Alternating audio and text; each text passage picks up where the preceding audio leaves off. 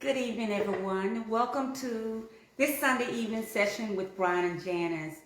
We are so thankful to have you with us today.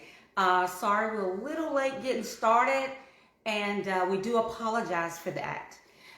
Today, as I told you last week, today I wanted Brian to enlighten us more on reparations and HR 40 and what that entails and what it's all about.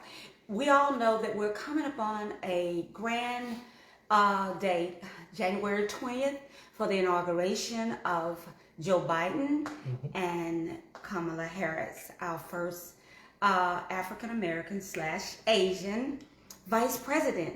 And we have a Indian. We have a vast array of nationalities that have been selected to serve on that cabinet. And I think that's phenomenal. We don't want to get lost in all of this. And with what happened on January the 6th, what's going on with Joe Biden coming in his first 100 days, on the first day, what he's going to sign. We want our people, African Americans, to be cognizant of what is about to take place.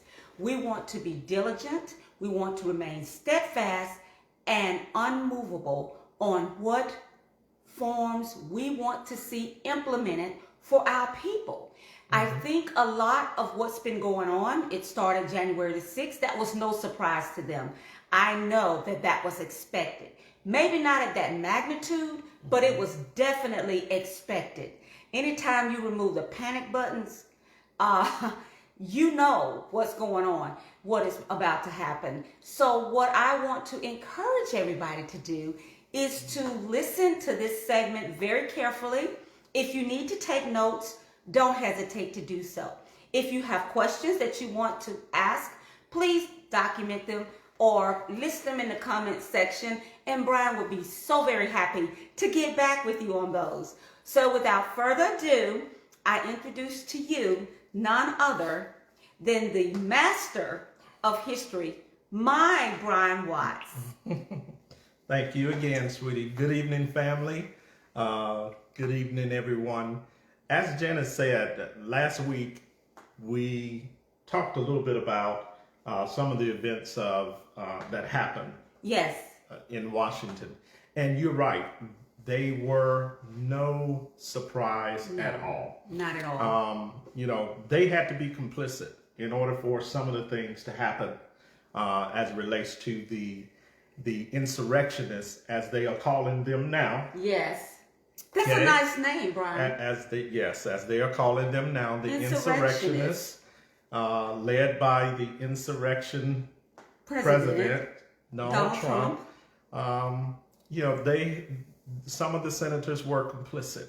Oh, definitely. With what happened. They gave them a tour. A lot of them took a tour the day before. Oh, absolutely. Yeah, so they had great access and roadmaps of the White House and exactly where to go. You're right. So it's very interesting. Like I said last week, family, this is not our fight.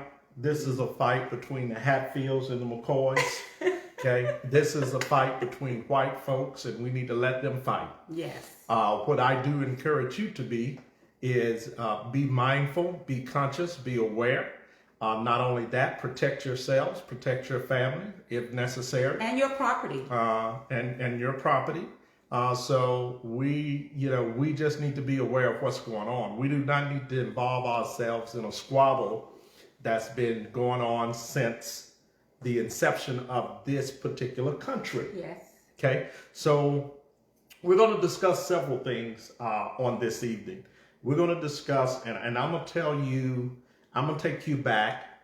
We're going to get in our time capsule, and we're going to connect the dots, okay? And then we're going to discuss also HR 40, okay? The HR 40 bill. And Sheila Jackson Lee, Representative Lee, reintroducing that bill. She introduced it last year in March. Okay. She's reintroduced it again. So we'll talk a little bit about that as well. That's the HR 40 bill. The HR 40 bill. Okay. So, but before we get to that, let's go back. Okay. I want to take you all back to December the 24th, 1860. Very interesting, on Christmas Eve, prior to the succession of the Confederate States, on December the 24th, the abolitionists, which one included William Lloyd Garrison, the other one included Frederick Douglass, tried to incite the slaves or the enslaved people in the South to form groups to do or to have an insurrection because they were not getting the results off of Capitol Hill relating to the abolishment of slavery. So on December the 24th, what happens is William Lloyd Garrison, who we know was a journalist, also wrote very, very poignant essays and articles, yes. right, within his newspaper as well, yes. with the abolitionist newspaper that he ran. Okay. So in 1860, they devised a plan to try to incite the slaves to form a group to insurrect, to actually rebel against the government. Yes. Now, what was the reason again? The reason was because they were not getting results from the House that would move quickly on abolishing slavery. Well, what happens? After December the 24th, okay, in January, South Carolina succeeds from the Union. After they succeed from the Union, other states follow South Carolina, Florida, Louisiana, Georgia, all follow South Carolina. Within February of 1861, there are multiple states now joining the succession, okay? And in February of 1861, Jefferson Davis is inaugurated as the president of the Confederacy in Montgomery, Alabama. Now, here's the thing, family, that I want you all to understand. When he gives his inaugural address, he proposes the 13th Amendment to maintain slavery in the southern states forever. His proposal, and for those that are historians, I want you to go back and read his inaugural address. His proposal pushes the 13th Amendment for the Confederate States as one that would forever maintain slavery in the Confederate States or the succession states. Okay? So this was Jefferson Davis' rebuttal to those abolitionists that were trying to incite the slaves to rebel against the government. Wow. Okay? So rebellion and insurrections have been going on since this country inception. Okay? What we are looking at now is the same thing that they were looking at in 1860. And what they had to deal with in 1860 and 1861 was the original sin of America. What was the original sin of America? The original sin of America was slavery. They had to deal with that back then. Yes. Yes. Okay? Yes. And the way that the South said that we would deal with it is by, now, and let me say this, I want you all to catch this. The South rallied some blacks that actually supported their ideology concerning maintaining slavery. So there are always a group of Negroes that are going to side with the other folks. Okay? Those, and you have to understand, when they are being compensated. Yes, compensated. Okay? Back then, we would call it manumissions. Okay? So some slaves were promised manumissions if they sided with the Confederate ideology, if they spoke out This was a propaganda campaign to say that slavery wasn't as bad as everyone thought it was. Okay? So now, what they had to deal with is what we have to deal with today. What do you do with now over 38 million African American people that are still in this country, that are still suffering from the ills of slavery? Yes. Okay? Yes. What is Lincoln's rebuttal? Lincoln's rebuttal to Jefferson after his inaugural address was to rush an emancipation through. So in September, of 1862, Lincoln signs a preliminary emancipation. Now, here's the thing with that, family. In this preliminary signing of the emancipation, he also signs a confiscation act. What the confiscation act did was it rescued all of those slaves that had now started to flee the southern states, heading north. Yes. They were still not free, because the emancipation was not signed, right. But yet the war had started. The Civil War had started. So they were caught in between. So the Confiscation Act, what it did was it took those slaves that were fleeing, and the Union stated that they are our property now, and it kept those slaves from being returned back to the Confederate States, to their slave masters, up under the actual Refuge Slave Act. Okay, so it kept them safe. But here's the key. With the Confiscation Act, they put them in what they call confiscation camps, where these slaves were packed into tents, suffering from all types of diseases. They were just basically left out and with no help. The medical staff that they had at that particular time was so slim that they could not handle the medical needs of the slaves that were actually fleeing from the South, trying to go north in order to seek liberation and freedom. All right, Lincoln signs that preliminary emancipation. He comes behind there, he signs the Confiscation Act, the first one, then he signs another Confiscation Act. Okay? So it was two. It's two confiscation acts. Okay? And then on January the 1st, 1863, he signs the Emancipation. Okay? The Emancipation, when he signed the Emancipation, what Lincoln declared was that he, and I said this last week, was trying to preserve the Union. He also stated that blacks and white were not equal in the grand scheme of things, that he recognized that there was a diametric difference between black people and white people, and that the coexistence of black people with white people hurt white people as well as black people. Yes, yes. And he proposed there was $600,000, okay, in the second Confiscation Act budget to actually ship black people back to Africa. One of the colonies was Liberia. Yes.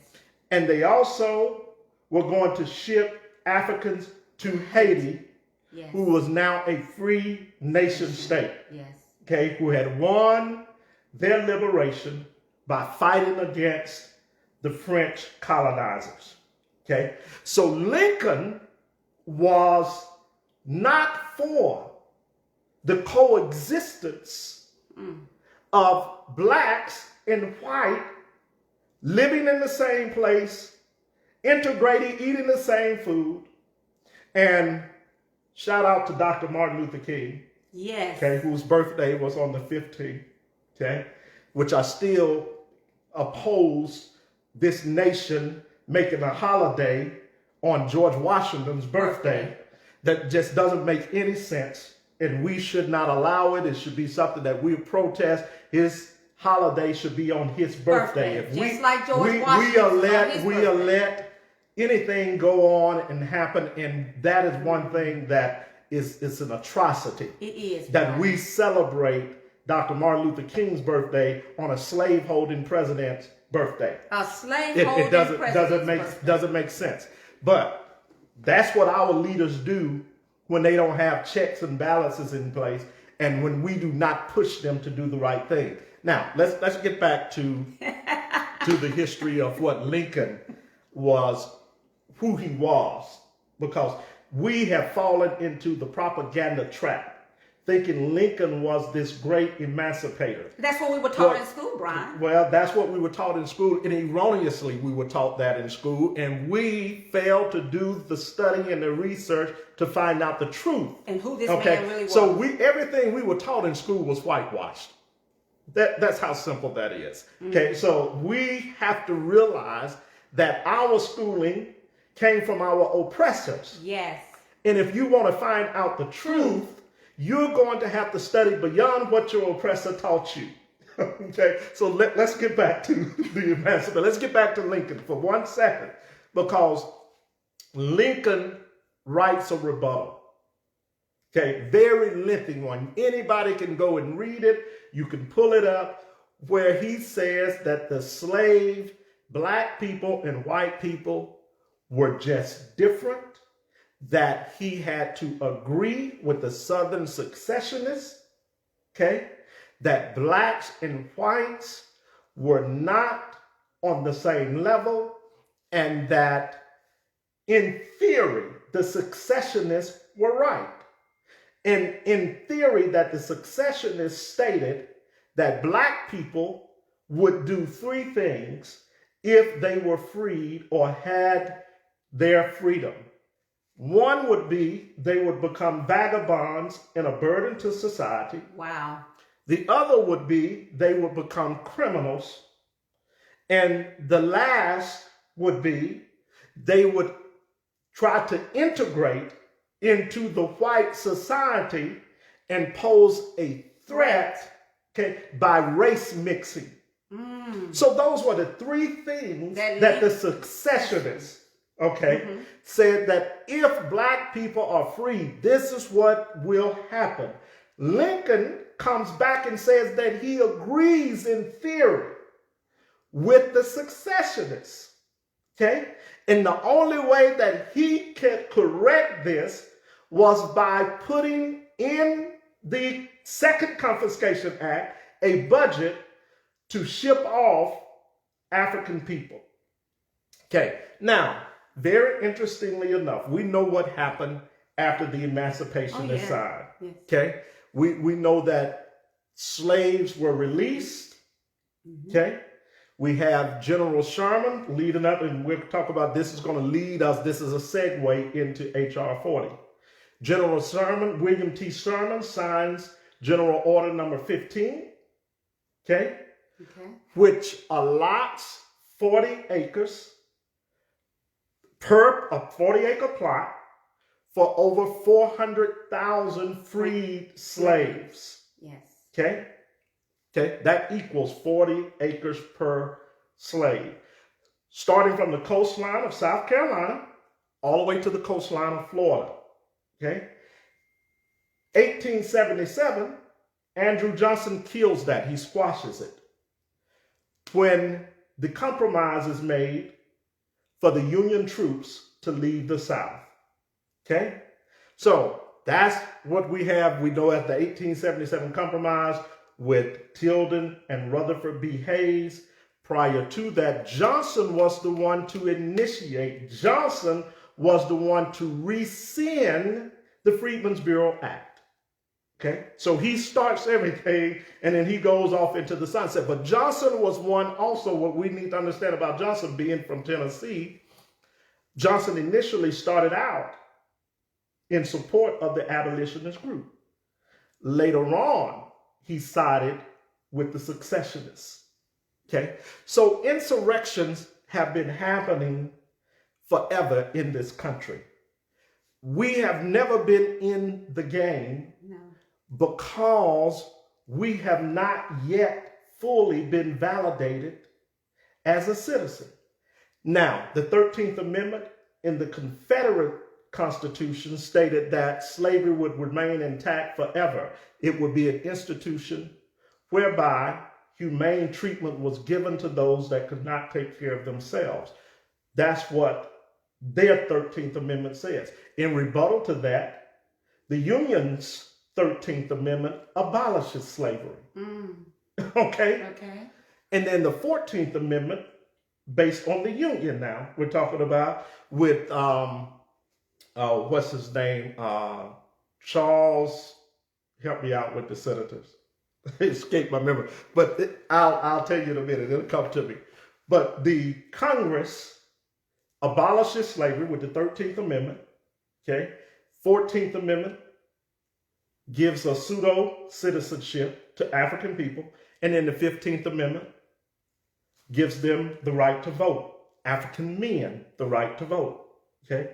So this is a rebuttal to the secessionist states' constitutions and amendments. Okay. Okay. It is a very strategic way to save the Union. Okay. In 1877, when the compromise between Rutherford B. Hayes and Tilden takes place, the Union soldiers leave the South. That leads to the Black Codes being reinstituted, which later morphs into Jim Crow segregation. Okay. So now, what are we looking at with H.R. 40?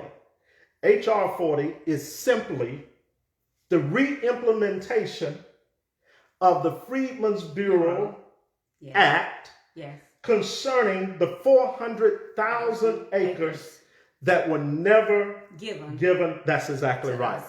To those freed slaves along the South Carolina, Florida coastline. Okay. Now, think about this.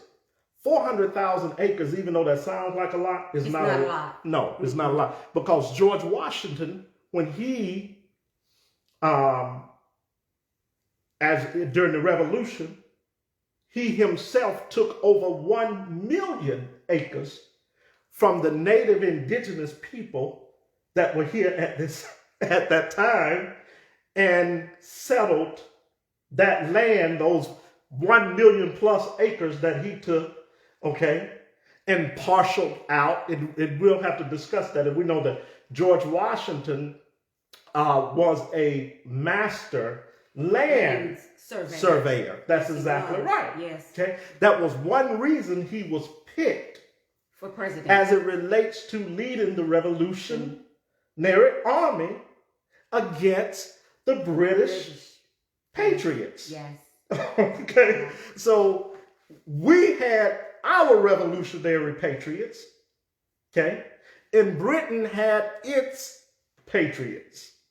Okay. So you had there again those cousins fighting one another, those brothers and those sisters fighting one another. Okay. Like they always have. And guess who were caught in the middle? We were. Black people. Crispus Attucks. Yes. Black man. First one to be gunned down, relating to freedom, fighting for freedom that he would never see, and that he really had no, how do I say this? He had no real part in this liberation struggle that was going on between the elite class of Britain. Okay? Be it Ben Franklin fighting against King George, all of these. He had no real significant role other than that he was a black man that sided with the revolutionists. So he had no dog in the fight. He really had no dog in the fight. That's why I said we need to leave that fight to them. Let them fight. Let them do what they do. That's what they do. Okay? And then we attack Congress from a standpoint of fighting for reparations. Okay, now I know I'm all over the place, so let's get back to H.R. 40. Okay, H.R. 40 was introduced to Congress over 3 decades ago by Representative John Conyers from Michigan, 1989. Okay, when the bill was first introduced. Okay. Okay.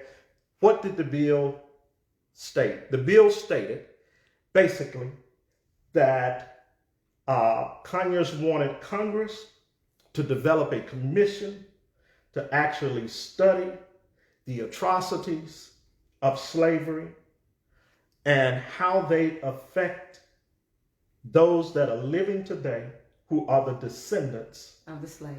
of those slaves. Mm-hmm. Within this study, it would study how the actual distribution of wealth, which was 100% given to white people, black people were left out of any wealth, receiving any wealth, okay? So this commission would study how that distribution of wealth being 100% given to European Americans, how it affected black slaves and their descendants even up until this day. Okay. Also, part of that bill would also do a study as it relates to certain institutions that were affected as it relates to African descendants. One of those institutions being education. Yes. Okay, which the Freedmen's Bureau yes. was supposed to correct a lot of that, and it did. When we talked about the origin of HBCUs, Yes, we did. majority of your HBCUs were established up under the Freedmen's Bureau Act.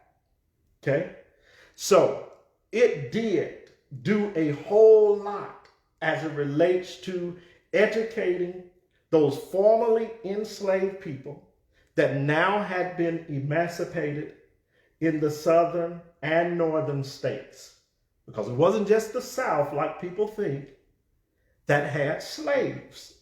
Okay? And that is another thing that we erroneously think that black people in the North had it made. No, they were subjected to just as harsh of treatments, maybe not as severe, but the conditions were very, very similar, and they had to struggle and fight as well.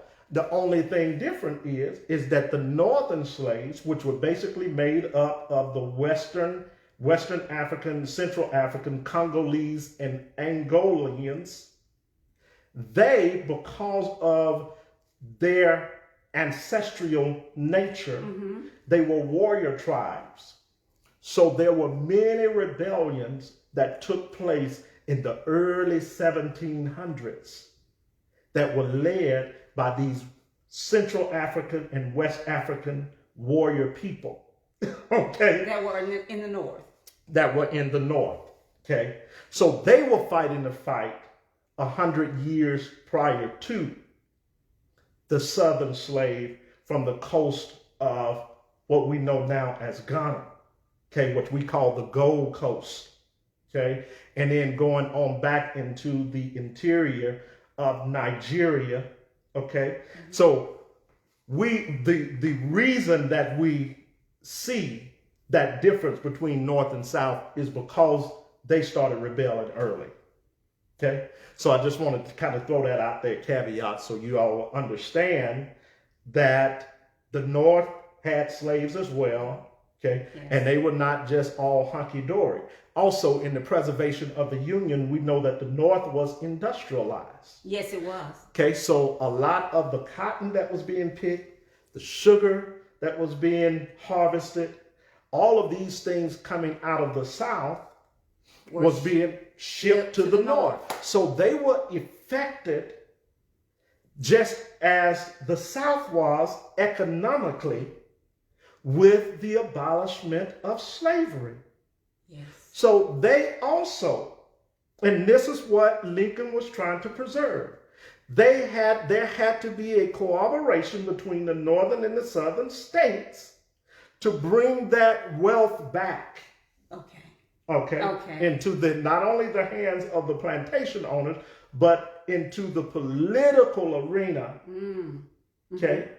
Of this so-called U.S. government. Now, the thing with that is Black people were left out of that equation as it relates to the restoration of economic wealth between the South and the North. Okay? Yes. So, now, we can go into the carpetbaggers and all of that on another day. We can really break that down and explain that. Yes. So we'll understand why some Northerners came south, okay?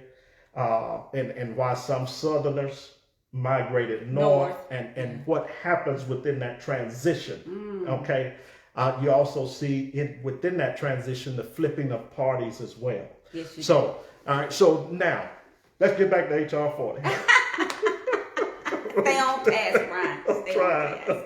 It's so much history. It's so much. You got so much in that. But listen now. Okay. With reparations, okay, this is not a new fight. Okay. Okay. This is a 100+ year old fight. Yes. Fight. Yes. Okay. You had reparation committees, one being the American Society, which also was a abolitionist group. They fought as relates to reparations after the 13th Amendment was implemented that abolished slavery, okay, supposedly abolished slavery. So the fight for reparations have been an ongoing process. Okay. So with John Conyers introducing the HR 40 bill, okay, what he does is he implements on the floor of the Congress I would say he makes them aware that we have to still deal with the original sin that was never dealt with. Wow. As relates to these, back then, 4 million slaves, and now over 30 million. Yes. Okay. 38 million. 38 million. And we got to deal with the effects that the redistribution of wealth back into the hands of the predominant white society have had on the descendants of these people. Yes. Okay. Yes. So that is what the reparation bill intentions, that's what they are. It's to correct some of those ills. It is to bring attention to some of the things that we are struggling with today, not because we're lazy, like the secessionists and Abraham Lincoln, who agreed with some of that ideology, said, we are suffering with a lot of the conditions that we suffer from based off of wealth being solely given back to our oppressor. And then from that point, slavery being reinstituted up under black codes, Jim Crowism, and penal laws, okay, that would mass incarcerate us for the next 150 years. So we are still suffering from those effects. And the HR 40 bill, everyone need to email your senator.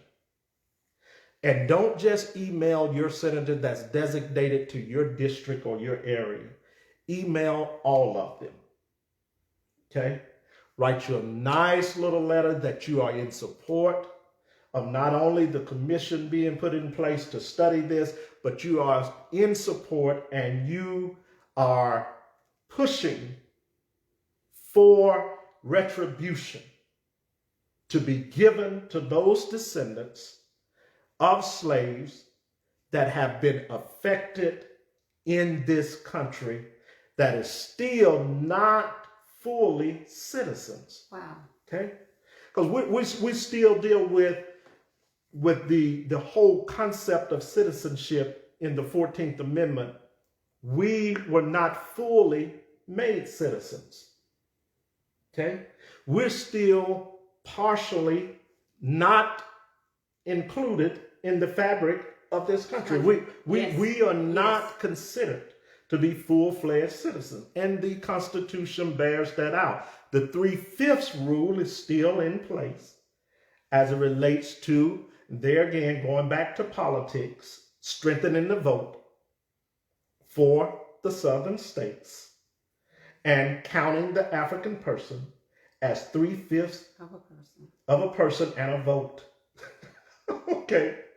So we'll take how many? Three people. out of how many?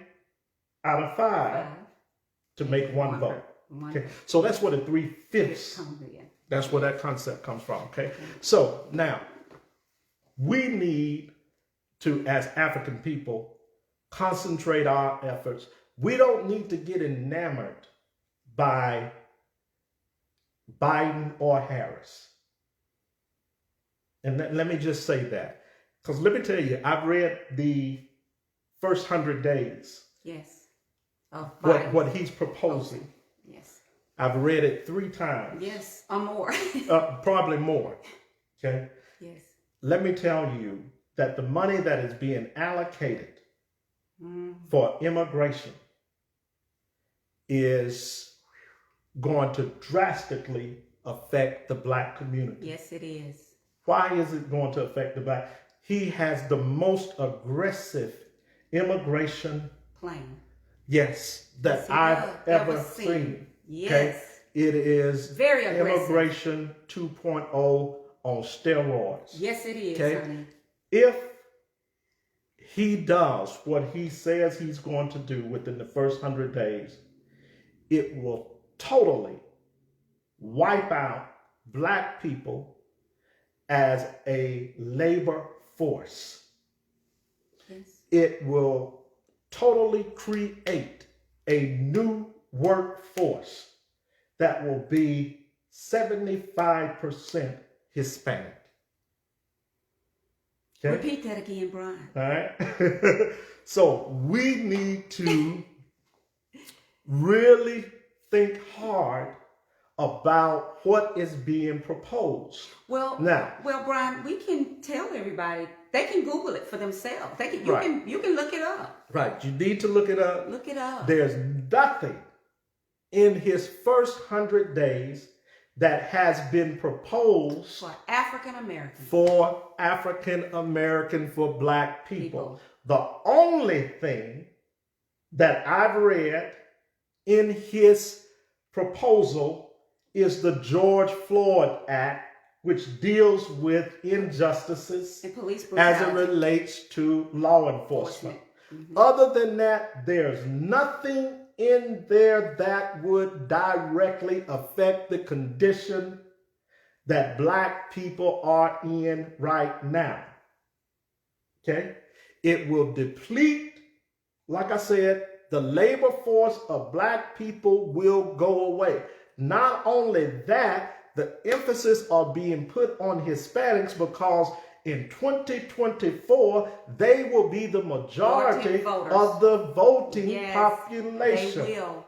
Okay? So now black folks have to understand. That's why I keep saying this, and I want our brothers and sisters, our family, you need to understand this, that with all the good that it's been propagandized for us to believe that we made such a difference in getting, and which we did. Like I said, I don't take anything away from the good that was done, but we have to make sure that they reward black people for being the majority as it relates to going out and voting and getting them elected into office.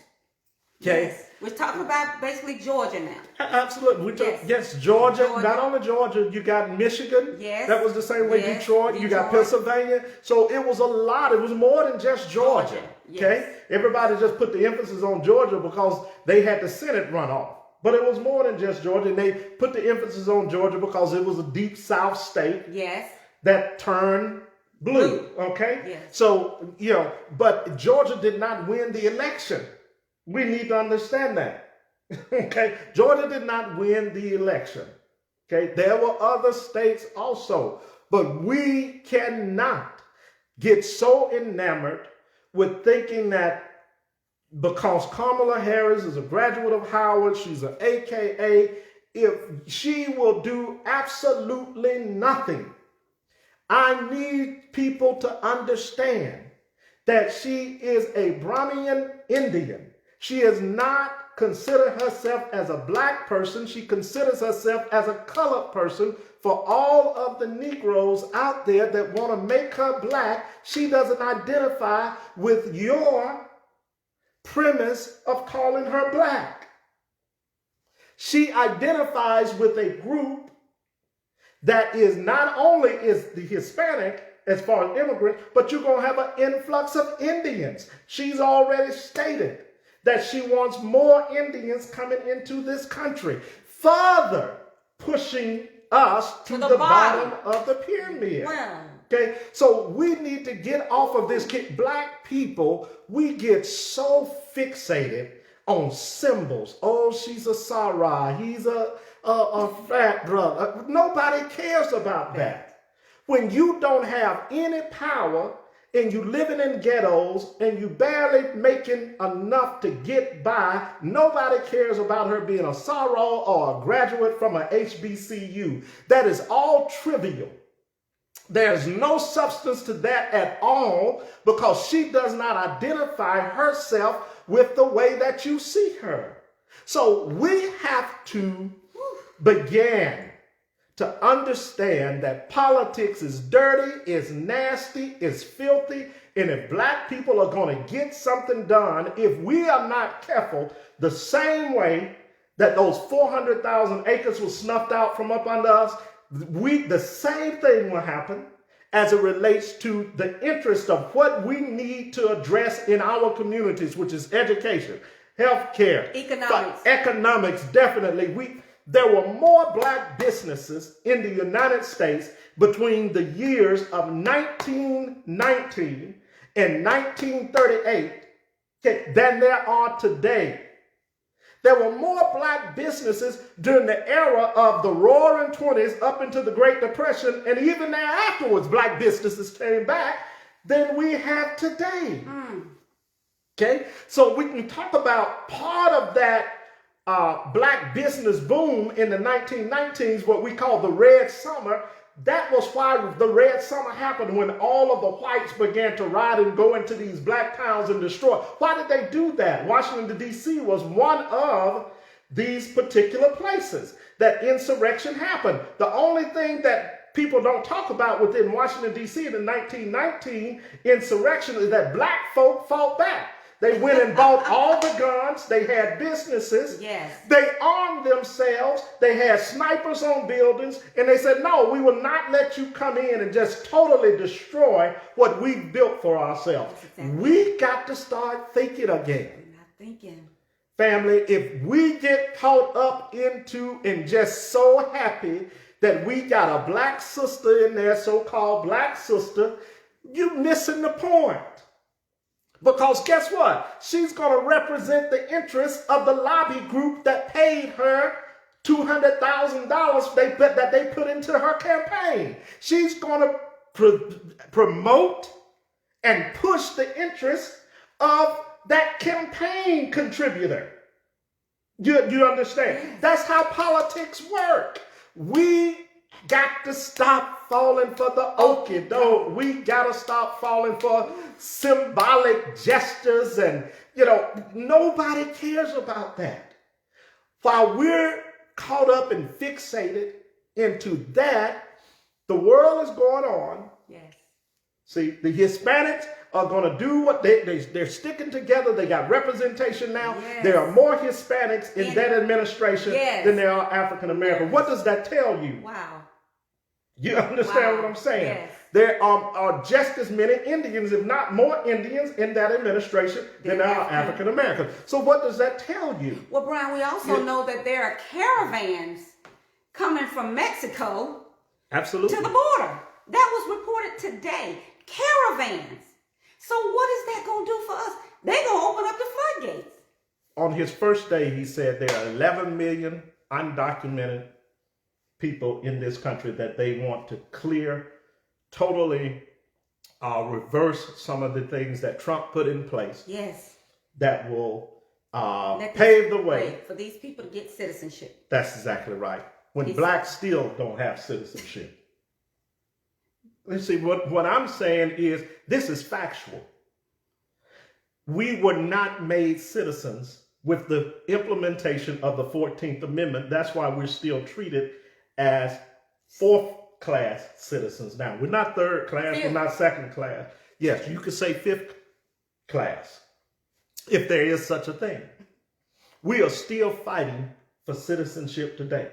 So what am I saying? Yes, the need for economic support, black businesses supporting one another. But let me tell you the basic thing that I think if we can get this, we can overcome any other obstacle that's in front of us.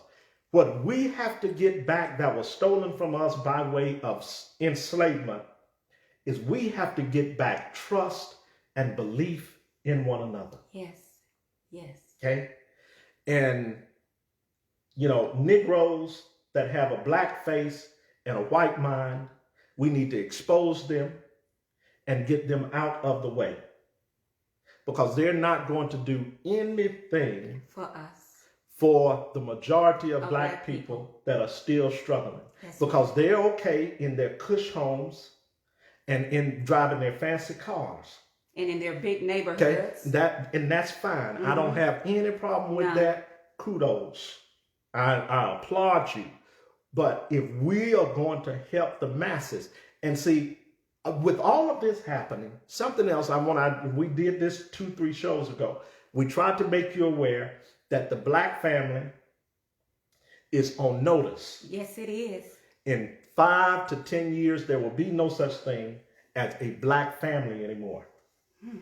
Now, I can go back to in history and look at the Haitian Revolution and look at what happens before and after the Haitian Revolution. I can look at the creation of the mulatto class that the French put in place to govern the labor class, which were the slaves working in the sugar fields in Haiti.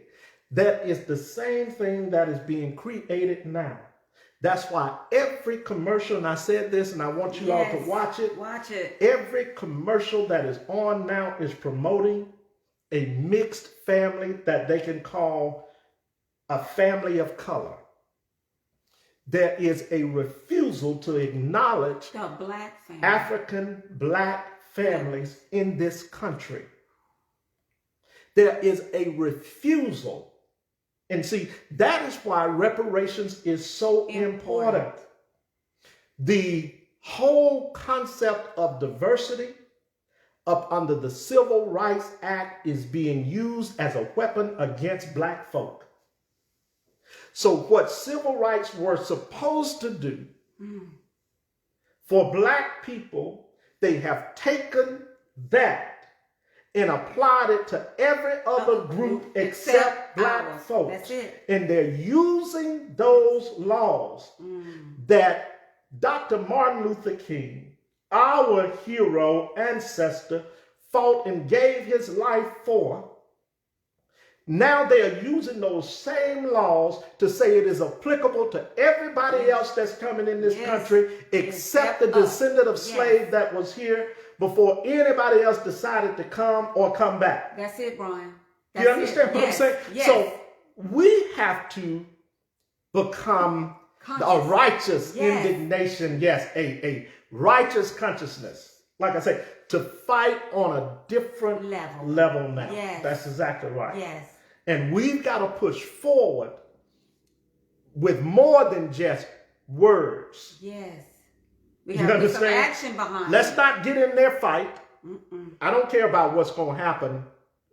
They're going to go up there. They're going to have they got the barrier set up. Let them do what they do. Okay. What we need to do is organize. All 50 states. Yes, and that's fine. And they can do that. As long as they don't come to my house, we don't have any problem. But what we need to be doing is, we get caught up into the trivia of that. Yeah.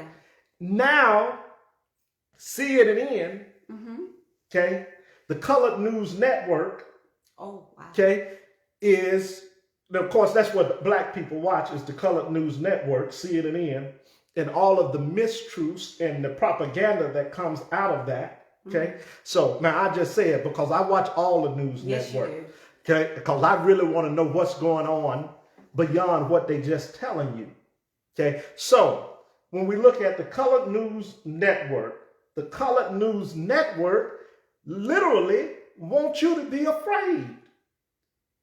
The Colored News Network is putting out the fear propaganda, in every household. Yes, they are. And I'm seeing it in my daily work. People are so anxious. Anxiety and depression is at an all-time high. So we're seeing it on a daily basis. And it is sad. Okay? Why am I saying this? Because guess what it has done?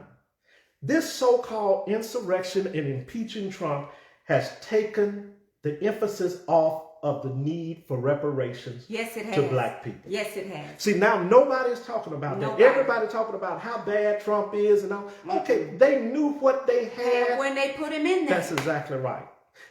Black people, your vote did not put Trump in office, and it did not remove Trump out of office. No, it did not.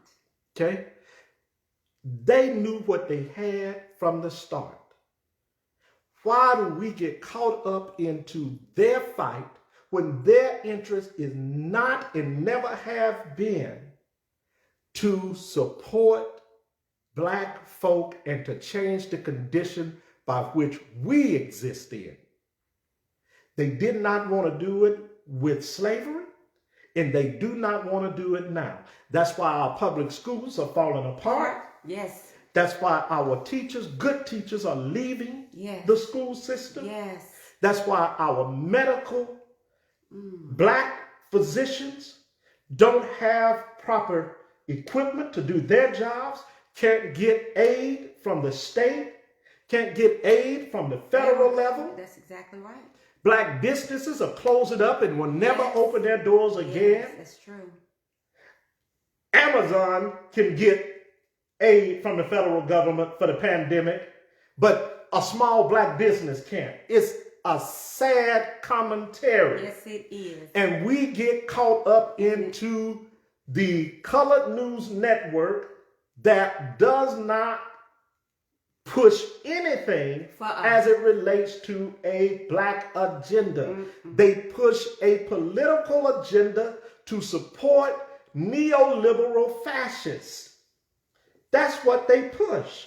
And we fall into that category because we are not conscious of our interests in our community anymore.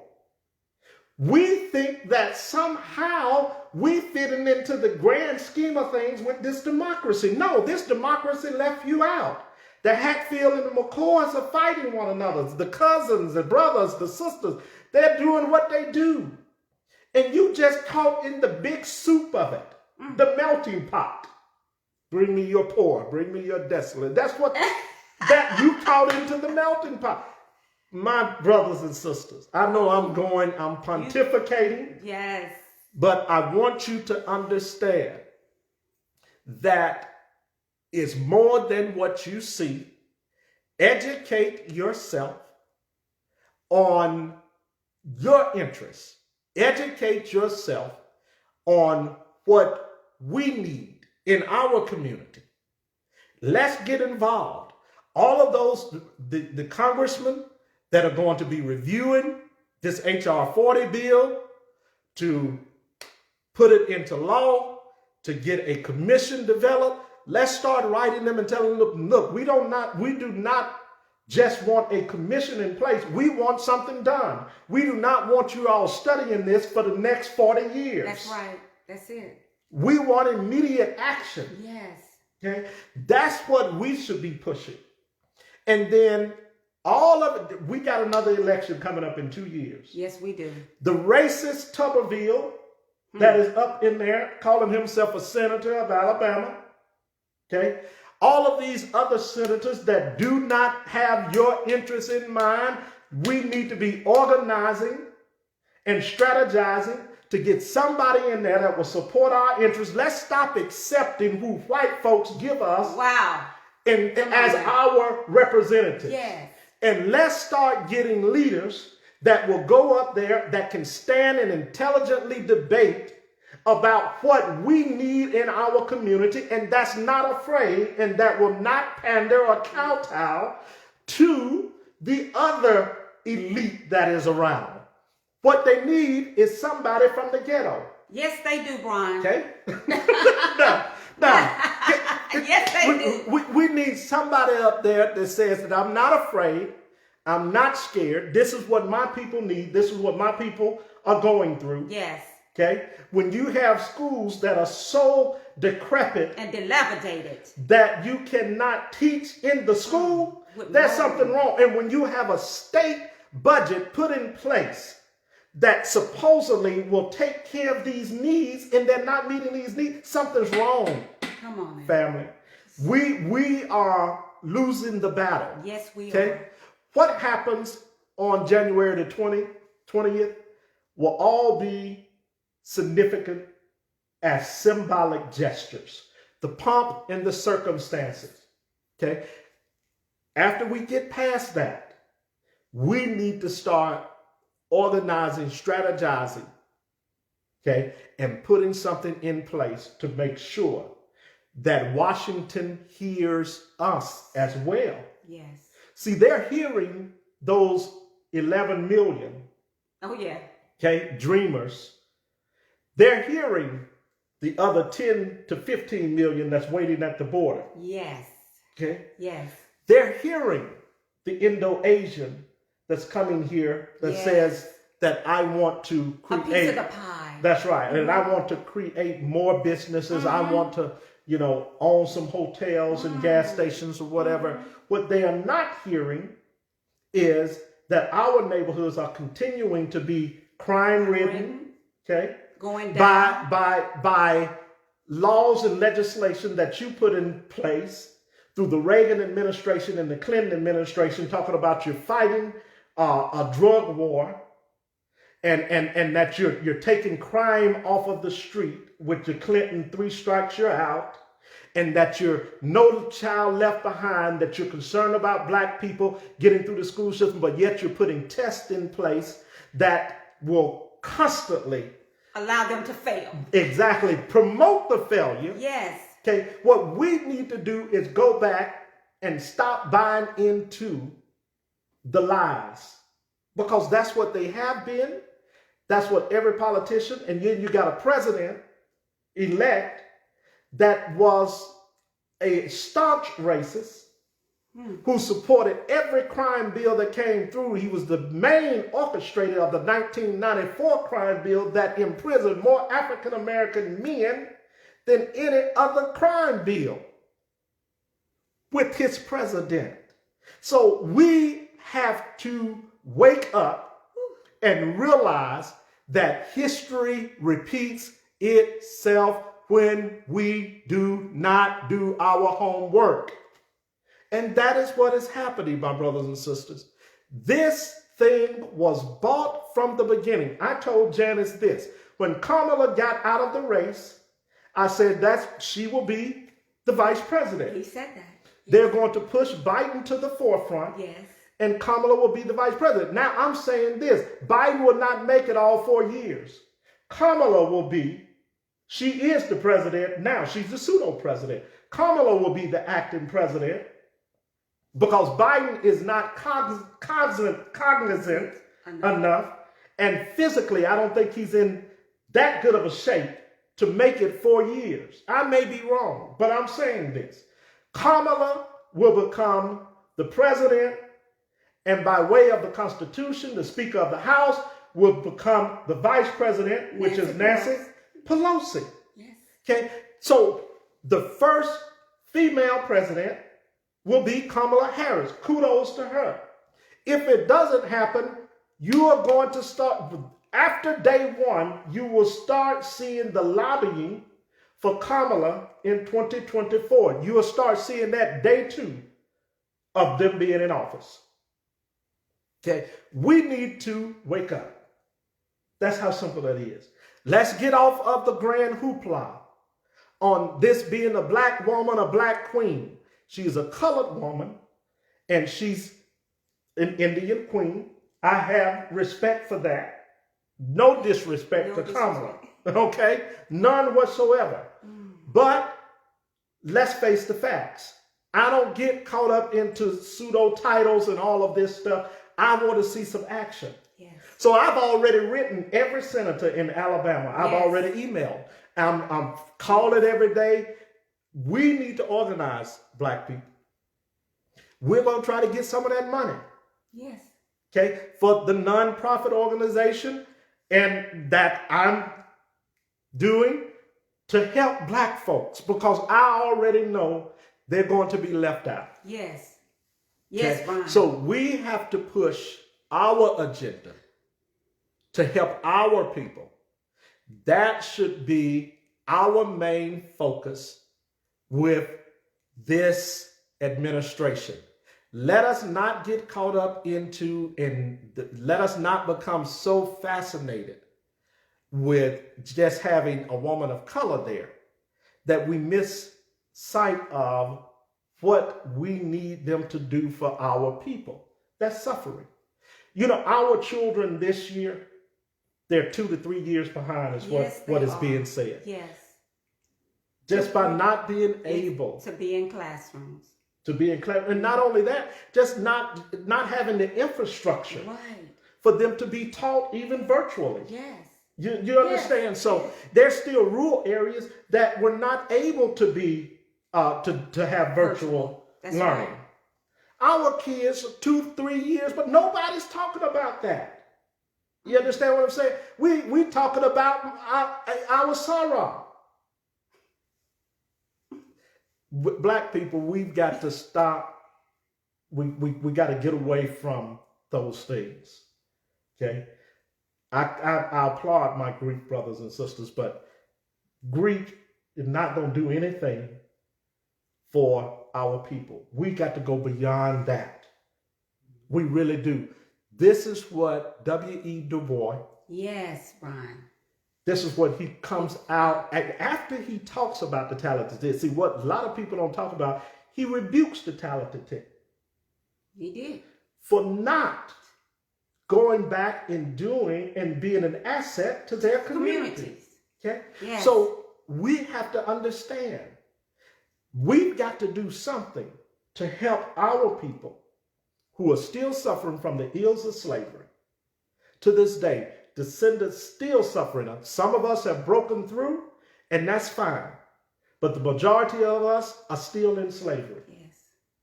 Locked into a system and locked into communities that they call ghettos and Section 8 homes. Working low-wage jobs with no health care, don't have any life insurance. Life insurance now have become, what do they do when someone dies and they have to post it? What are where they ask for money? A GoFundMe page. Yeah. That has become life insurance for our people now. GoFundMe. Yeah. And that is sad. It is. So what I'm saying is, you cannot love yourself if you don't love your people and care about your people. Because they are you. You see? That's what the spirit of Ubuntu is. They are you, you are them. That's the way it is. And guess what? That's how America sees it. They see all black people the same way. Okay? So I'm going to end there.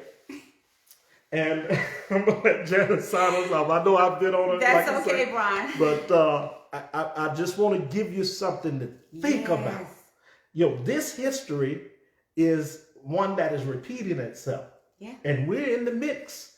We're getting caught up and spun around. You understand what I'm saying? And dipped. Yes, and lost in the whole cycle. That's right. Yes. That's right. Okay. Well, thank you all for watching. We really appreciate it. Thank you, family. Thank you for tolerating me. We love you, Brian. We can't help it. We have to love you. You're so knowledgeable, and we appreciate that, and we need that. But we must do some research for ourselves. I'm even trying to read more, and that's neither here nor there. I'm so into healthcare that I can't. I'm trying to get into the historian part, and I'm gonna get my history. I'm gonna get it straight. And Brian helped so much. He has another book he wants to share. Yeah. And that's So what we'll show a different book each week. Brian, they didn't get to see that one. That's that's Stamped from the Beginning. I think I shared that on my classroom Zoom. Yeah. So we'll show a different from the beginning. Week. And that's by who, baby? That is by Ibram Kendi. Kendi. Ibram Kendi. Stamped from the Beginning. But thank you guys so much for joining us. And like I said, we'll be back. We're on YouTube. We are Men and Women of Destiny on YouTube. And we will be uploading that tonight from today.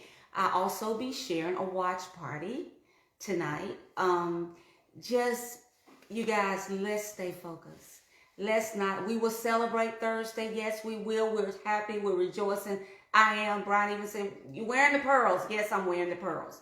So, why? I'm wearing the pearls, okay? I don't have on my, Sharon White, I don't have my Converse on, but I do have them, okay? And I see everybody decorating the Converse, and they're so pretty, and they're so beautiful, but I want to decorate the mind.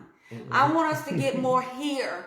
Thank you, Sharon, for all your studies, and I know you have that knowledge too, and you agree with a lot of what Brian is saying because you've read and you researched and you worked in that environment. Phyllis, thank you so much.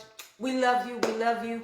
You guys, God, thank you all. Thank you. Please join us. Share.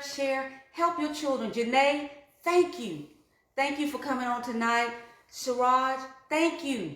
Thank you and your wife. You guys are beautiful. We love you. I am so in ups about this because I know what's about to happen. We've already seen the handwriting on the wall. History repeats itself. And right now, we're not out of the woodshed. Come on, let's not get caught up with 2021. Trust me, we're in for a ride.